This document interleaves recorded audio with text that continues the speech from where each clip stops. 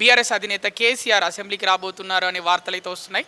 రైతాంగాన్ని మోసం చేశారు, అలాగే చాలా విషయాల్లో పథకాల అమల్లో కూడా జాప్యం జరిగింది అని కాంగ్రెస్ పార్టీని ఎండగట్టాలని వాళ్ళు నిర్ణయం తీసుకుంటున్నట్టు తెలుసు. కేసీఆర్ వస్తే జీతం వస్తుంది ఆయనకు, కేసీఆర్ రాకపోతే జీతం కట్ చేస్తాం.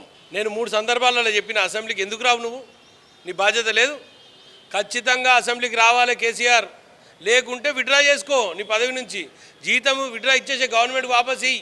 నువ్వు జీతం తీసుకుంటావు ఎట్లా, జీతం తగ్గట్లు పని చేయవెట్లా? నువ్వు 3 లక్షల చిల్లర జీతం తీసుకుంటున్నావు, మినిమం రెస్పాన్సిబిలిటీ లేదు. ప్రజలకు ఏదైనా అసౌకర్యం జరిగితే ప్రతిపక్ష నాయకుడిగా నువ్వు నిలదీయాల్సిన అవసరం లేదా? ఇంట్లో కూర్చొని ముచ్చట చెప్తావా?